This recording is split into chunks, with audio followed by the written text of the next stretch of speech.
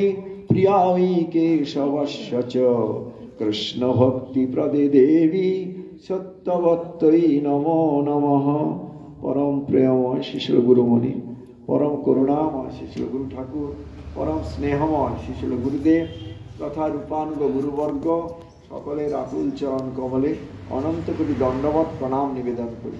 समस्त वैष्णव वैष्णवीवृंदेर चरणे प्रणत हये तादेर कृपा कटाक्ष भिक्षा करी। समस्त श्रोतृबृंदेर चरणे दंडवत प्रणाम जानाई। आज के पवित्र तिथि बलार वंदना करी। श्री अद्वैत सप्तमी आज के श्री रेमुना धामे श्री गुरुमणिर साक्षात उपस्थितिते एवं आनुगत्ये शुद्ध भक्तगणेर संगे पालन करार सौभाग्य पेये निजेके धन्याति धन्य बोध करछि। तो श्रील अद्वैताचार्य प्रभुर करुणार कथा जगज्जीव बोले शेष करते पारे ना। स्वयं अनंतदेव अनंत मुखे कीर्तन करेও तार जे अवदान वैशिष्ट्যের कथा बोले शेष करते पारे ना। तो আমরা मध्यखंड श्री चैतन्य भागवत থেকে একটু প্রভুর শ্রী অদ্বৈত মিলন এবং অদ্বৈতকে বিশ্বরূপ প্রদর্শন এটা একটু আস্বাদন করার চেষ্টা করব। আপনি যাদের গ্রন্থ আছে দেখবেন যে মধ্যখণ্ড এটি হচ্ছে ষষ্ঠ অধ্যায় এবং এটা আমার গ্রন্থে এটা 543 পৃষ্ঠা।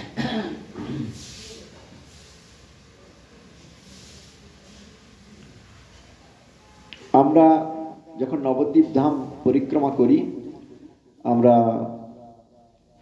সেখানে শ্রী অদ্বৈত ভবন মায়াপুরে গিয়ে দর্শন করি। এবারে আবার প্রশ্ন আসবে যে তাহলে এখানে যদি অদ্বৈত ভবন হয় তাহলে আবার শান্তিপুরে বলা হচ্ছে যে দুই জায়গায় তার দুই জায়গায় তার ভজন কুটির আর যখন মহাপ্রভুর আবির্ভাব হয় সচী মায়ের কোল আলো করে তখন সচী মায়ের অর্থাৎ জগন্নাথ মিশ্র ঠাকুরের ঘরের পাশেই তার ঘর ছিল। সেখানে রোজ প্রত্যেক দিন মহাপ্রভু দাদা অর্থাৎ বিশ্বরূপ তিনি প্রতিদিন তার সেই অদ্বৈত প্রভুর সে পাঠের আসরে যোগ দিতেন। সেখানে শুদ্ধ ভক্তির কথা শ্রবণ করতেন।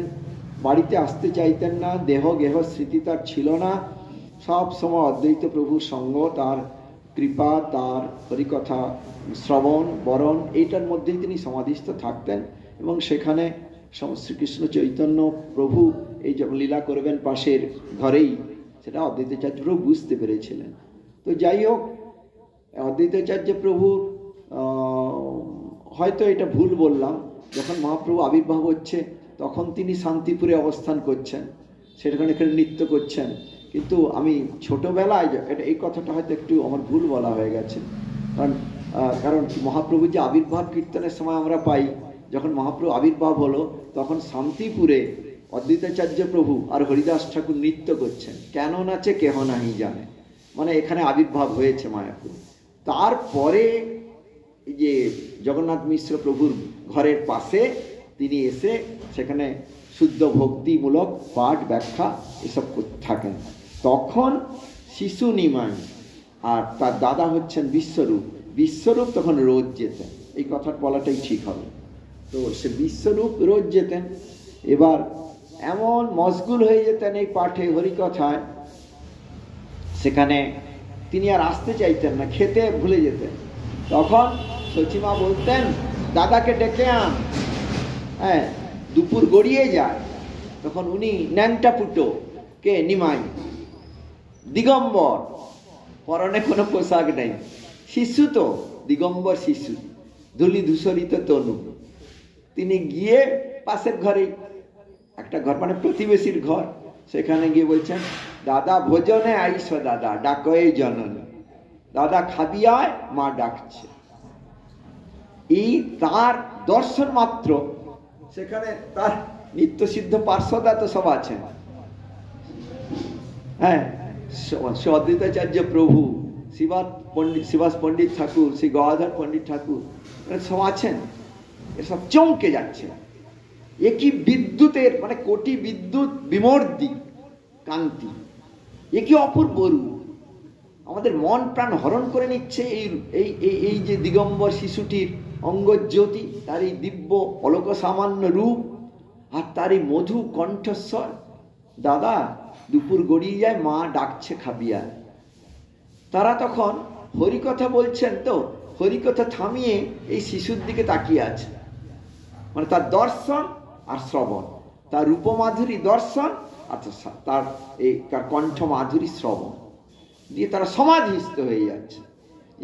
তখন তাদের দিকে তাকিয়ে শিশু নিমাই একটু মুচকি হেসে চলে যাচ্ছে, মানে তোমারই তো আহ্বানে এসেছি আর আমাকে চিনতে পারছো না, আর পারবে কিছুদিন বাদে, কোনো কথা না বলে মুচকি হেসে একটু চলে যাচ্ছে। ন্যাংটা ফুটো একটি ছেলে, বাচ্চা, কিরকম লীলা করছেন দেখুন। দিয়ে তখন বিশ্বরূপের হাত ধরে ধরে যাচ্ছেন। তো এরা তখন বিচার করছে, কে এই শিশু আমাদের চিত্ত মনকে হরণ করে নিচ্ছে, আকর্ষণ করছে, হরিকথা আমরা মগ্ন ছিলাম সেখান থেকে মন টেনে নিচ্ছে, কে এ? কি সেই? বুঝতে পারলেন সহজ সমাধিতে ধ্যানস্থ হয়ে এই সেই। তখন বলছেন যে যখন ভক্তরা দুঃখ করতে লাগলেন অদ্বৈত প্রভুর কাছে, কি দুঃখ না, প্রভু আর থাকা যায় না, এই নিন্দুক পাষণ্ডীরা আমাদের এমন ভাবে হেনস্থা করছে, বৈষ্ণব নিন্দা এমন করছে, আর থাকা যায় না। বলে হ্যাঁ হরিনাম সংকীর্তন এ আবার কোথায় আছে, কোন শাস্ত্রে আছে? সব সারা রাত্রি জেগে কীর্তন, এইসব কি কথা, জোরে জোরে আবার কেন? মনে মনে মানে যারা একটু মধ্যস্থ, মানে মাঝামাঝি, যারা একেবারে পাষণ্ডী নয়, তারা বলছে যে তারা মাঝারি, তারা বলছে হ্যাঁ করুক, হরিনাম করুক, কিন্তু এত চিৎকার করে জোরে জোরে সবসময় করা এ কি কথা? লোকের ঘুমে ডিস্টার্ব হবে, এ হবে, মনে মনে জপ করো, তাই ঠিক আছে। আর যারা পাষণ্ডী তারা বলছে এ কি, এইসব চিৎকার চেঁচামেচি হই হুল্লো, এ কি, এটা কি ভক্তি? এর যেভাবে করছে এতে সব দেশ উচ্ছন্নে যাবে, পাষণ্ডীরা বলছে। প্রভু এসব কথা আমাদের মানে বড় কষ্ট হচ্ছে, আর দিন রাত কিভাবে কাটাচ্ছেন দেখছেন তো, তাস পাশা খেলে, হ্যাঁ লৌকিক দেবদেবীর পূজা করে, বিড়ালের সঙ্গে বিড়ালির বিয়ে দিয়ে, এই মানে খানা পিনা ফুর্তি, অমেধ্য কুমেধ্য ভক্ষণ এইসব করে কাটাচ্ছে প্রভু, ইন্দ্রিয় তর্পণ করে পশুর মতো জীবন যাপন করছে প্রভু। মানে এই বনে চলে যাবো আমরা, এরকম লোকালয় থেকে লাভ নাই, আর সহ্য করা যায় না। তখন অদ্বৈতাচার্য প্রভু বললেন একটু অপেক্ষা করো, একটু ধৈর্য ধরো, আমি যদি অদ্বৈতাচার্য হই তাহলে আমি প্রভুকে আমি এখানে আনিয়ে আমি এইসব কলিহত জীবের কিভাবে উদ্ধার করি দেখো। প্রথমে তিনি করেছিলেন, এটা গুরু মহারাজ বলেছেন, যে নিজের অঙ্গ থেকে তিনি ক্রুদ্ধ হয়ে গেলেন এইসব বৈষ্ণব নিন্দার কথা শুনে, পাষণ্ডীকে আমি মস্তক ছিন্ন করে দেব, এই বলে নিজের অঙ্গ থেকে চতুর্ভুজ মূর্তি তিনি প্রকাশ করবেন ঠিক করলেন। তারপরে বলেন না, প্রভু নিজে করুন, এটা এই লীলাটা প্রভু করুন, প্রভু করুণা বরুণালয় পরম কারুণিক, তিনি মহাবদান্য রূপে এই পতিত পাবন লীলাটি করুন, আমরা তার সেই লীলায় সাহায্য করব।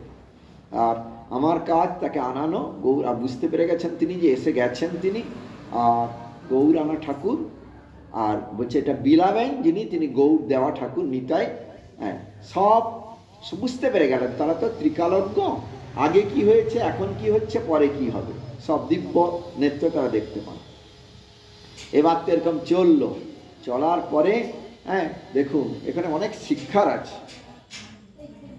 অদ্বৈত প্রভুর হরিকথা শুনে বিশ্বরূপ গৃহত্যাগ করলেন। তিনি বুঝলেন জীবন অনিত্য, সংসার অনিত্য, এ একমাত্র কৃষ্ণই নিত্য ধন, কৃষ্ণ সঙ্গেই নিত্য আমাদের সম্বন্ধ, কৃষ্ণ ভক্তি নিত্য আমাদের অভিধেয়, কৃষ্ণ প্রেমী নিত্য প্রয়োজন, এ সংসারে আর থাকবো না। তিনি সংসার ত্যাগ করলেন। তখন কান্নার রোল পড়ল নিমাইয়ের বাড়িতে, সচিমা কাঁদে, জগন্নাথ বাবা কাঁদেন, হ্যাঁ এমনকি শিশু নিমাইও ভঙ্গি করে ক্রন্দনলীলা প্রকাশ করলেন। সব প্রতিবেশীরা সান্ত্বনা দিলেন যে তোমার পরিবারে একজন তোমার পুত্র সন্ন্যাস নিয়েছে, সমস্ত কুল ধন্য হলো ইত্যাদি। সচি মায়ের মনের গভীরে, খুব গভীরে সামান্য একটি চিন্তার তরঙ্গ উঠেছে, মুখে কোনো নিন্দা সমালোচনা কিচ্ছু করেনি, আর অন্তরে সবসময় সেটা যাপনও করেননি সেই ভাবনাটাকে। চিন্তার একটা তরঙ্গ মনে তো না, আমার কোন চিন্তার ঢেউ ওঠে, একটা তরঙ্গ হালকা উঠেছিল, কি না আমার ছেলেটা সর্বগুণে গুণী বড় ছেলেটি, তাকে এমন কথা বললেন অদ্বৈতাচার্য প্রভু, দিনের পর দিন তার সংসারে বৈরাগ্য এসে গেল, সে চলে গেল আমাদের চোখের জলে ভাসি। ইনি তাহলে অদ্বৈত না দ্বৈত? হ্যাঁ, এটা মনে মনে ভেবেছেন। আমাদের সঙ্গে ছেলেকে বাবা মার কোল থেকে তুলে নিলেন, এটা মনে মনে একটু ভেবেছেন। তারপরে তো নিমাই সব লীলা আপনারা জানেন, চৈতন্য ভাগবতের বিভিন্ন লীলা রয়েছে। তো নিমাই তো সান্ত্বনা দিলেন, আর সবাই প্রতিবেশীরা বললো তোমার এরকম সোনার ছেলে থাকতে, তখন তার মানে এ ছেলেও চলেই যাবে, এও চলে যাবে, এরকম অনেক ভাব যে এটা বুঝতে পারছেন। যাই হোক, এবারে মহাপ্রভু যখন পরবর্তীকালে অনেক পরে, প্রথমে তো তিনি দুষ্টু লীলা করবেন, দুষ্টু বালক রূপে কি দাপাদাপি লীলা করবেন সেসব আপনার চৈতন্য ভাগবতে পড়েছেন। কিভাবে দাপাদাপি করবেন, গঙ্গার জলকে কাদা করে দেবেন, বন্ধু নিজ ধামনি খেলতি বন্ধু জুতো, সে কিরকম কাণ্ড করবেন। মেয়েরা শিব পূজা করতে এসছে, তাদের সমস্ত শিব পূজার উপায়ন নিয়ে বলবেন আমার পূজা করো। তখন তারা বলে এরকম দুষ্টামি করো না, ও চা আমাকে দিলে না ফল, আমাকে দিলে না ফুল, তোর বুড়া বর হবে, তোর বুড়া বর হবে, তোর অনেকগুলা সতীন হবে, তোর অনেকগুলা সতীন হবে। তখন তারা ভয় পেয়ে বলছে, তখন ভয় পেয়ে যারা দিচ্ছে, হ্যাঁ তোর সুন্দর যুবক, দেখতে সুন্দর বর হবে, আমি সুপুত্রের জননী হবে, এরকম করে, নানা রকম করে। তারপরে পুরুষরা এক ঘাটে চান করে, মেয়েরা এক ঘাটে চান করে। তো তার সে মেয়েদের শাড়ি পুরুষদের ধুতির সঙ্গে রেখে দেয়, পুরুষদের ধুতিটা এনে মেয়েদের শাড়ির সঙ্গে রেখে দেয়। চান করে উঠে পড়তে গিয়ে তারা লজ্জায় পড়ে যায় সবাই। তারপরে জলে দাপাদাপি করে, ঘন্টার পর ঘন্টা, ঘন্টার পর ঘন্টা কাদা করে দেয় জল, কেউ চান করতে পারে না। তারপরে কেউ বা চান করছে, কুমির হয়ে ভিতরে জলের ভিতরে জল ডুব সাঁতার দিয়ে এসে তার পা ধরে টেনে নিয়ে চলে যায়। তারপর হুট করে এসে কানের কাছে এরকম করে চিৎকার করে কথা বলে, কে? তখন বলছে কান কালা পড়ে যায়, নানা রকম।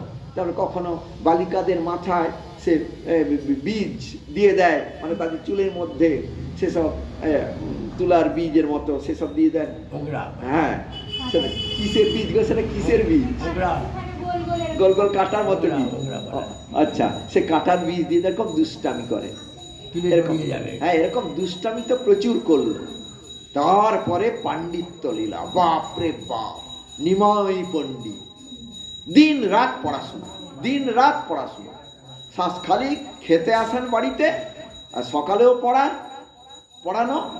আবার মানে প্রথমে তো নিজের গুরু বলে স্বীকার করলেন কাকে? কার পাঠশালায় পড়লেন বলুন?